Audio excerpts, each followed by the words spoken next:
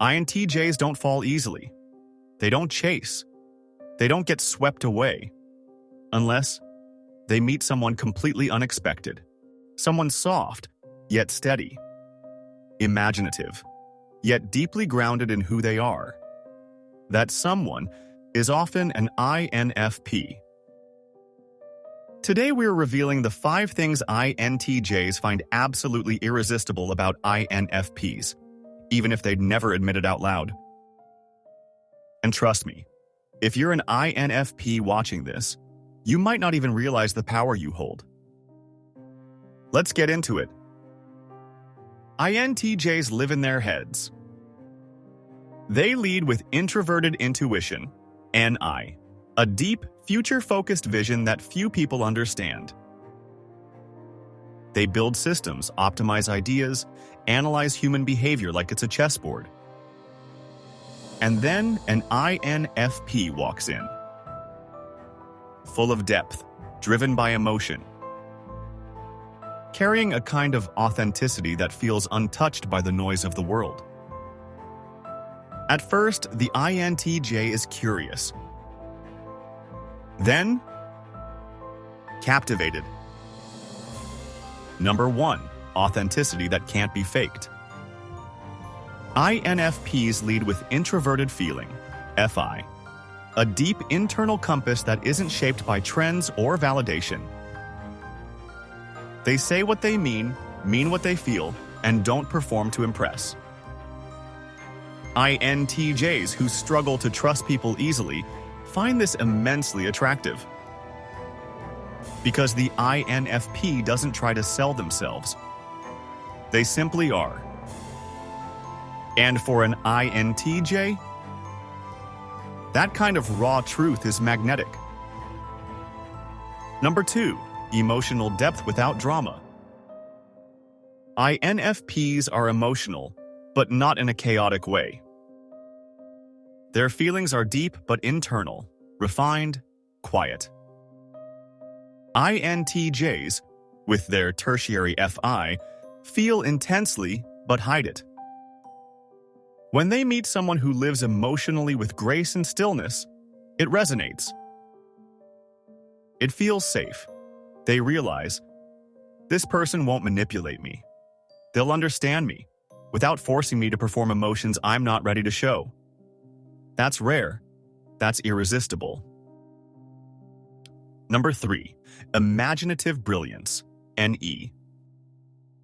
The INFP's extroverted intuition, RNE, brings a kind of creative chaos INTJs don't naturally access. While INTJs are masters of vision and long-term systems, INFPs introduce surprising ideas, emotional metaphors, unexpected connections. It stimulates the INTJ's mind, not just logically, but aesthetically. It's like discovering color in a grayscale world. And when an INTJ finds someone who makes them feel something new and think in new patterns, they're hooked. But what happens when the INFP's idealism clashes with the INTJ's pragmatism? That's where things get real, and surprisingly, even more magnetic. Number 4, values that don't bend. INFPs have soft voices and kind eyes, but don't mistake that for weakness. They don't pretend. Their FI-SI pairing gives them a quiet resilience. They don't compromise easily. They stand by their values, even when no one's watching. INTJs, who secretly respect strength over charm, are drawn to this inner backbone. They may disagree with the INFP's worldview, but they'll respect the hell out of it. And in time, admire it. Number 5, a safe place to be soft. INTJs don't often admit this, but under the strategy, the structure, the focus, they crave someone who sees past the armor, someone who doesn't try to fix them, impress them, or control them, but just holds space for who they really are. The INFP, with their calm presence and non-judgmental gaze, does exactly that. And for an INTJ who rarely lets people in, that kind of emotional safety is priceless. Let's ground this in the cognitive functions. The INTJ is driven by 4 core cognitive functions, each shaping how they perceive the world and make decisions. At the core of the INTJ is introverted intuition, a function that provides deep vision, long-term strategy, and internal foresight. NI, vision, strategy, internal foresight. Supporting their vision is extroverted thinking, the engine of execution. It focuses on efficiency, structure, and real-world outcomes. TE, execution, efficiency, real-world outcomes. Beneath the surface, INTJs are guided by personal values and a private emotional world that few get to see. FI, personal values, hidden emotional depth. Often underdeveloped, extroverted sensing connects the INTJ to the present moment.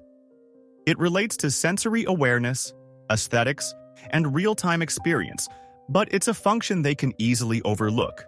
SE, present moment awareness, aesthetics, sensory engagement, often underused. The INFP is led by 4 key cognitive functions, each contributing to their unique inner world and way of interacting with life. At the heart of the INFP is introverted feeling, a deeply personal function centered on authenticity, values, and inner emotional truth. FI, core values, emotional depth, authenticity. Supporting their ideals is extroverted intuition, a function that explores possibilities, patterns, and alternative perspectives with openness and curiosity. NE, idea generation, pattern recognition, imaginative exploration. Introverted sensing brings a sense of continuity and grounding. It draws on past experiences and familiar impressions to create inner stability. SI, memory, internal consistency, comfort and familiarity. Extroverted thinking is the INFP's most challenging function. It relates to structure, external logic, and objective outcomes, skills that can feel unnatural but are crucial for balance. TE, organization, external structure, logical decision-making, often underdeveloped. Their shared FI means both types crave truth and alignment, but the INFP leads with it, and the INTJ guards it. Their contrast between TE and NE creates a unique polarity. One builds systems, the other breaks patterns. It's not always easy, but when it works, it's transformative. The truth? INTJs aren't drawn to sparkle. They're drawn to substance. They don't fall for everyone. But when they do, it's for someone who lives with quiet integrity, deep imagination, and inner strength. And more often than not, that person is an INFP. So tell me, are you an INTJ who's fallen for an INFP? Or an INFP who's felt the intensity of an INTJ's gaze and didn't quite know what it meant?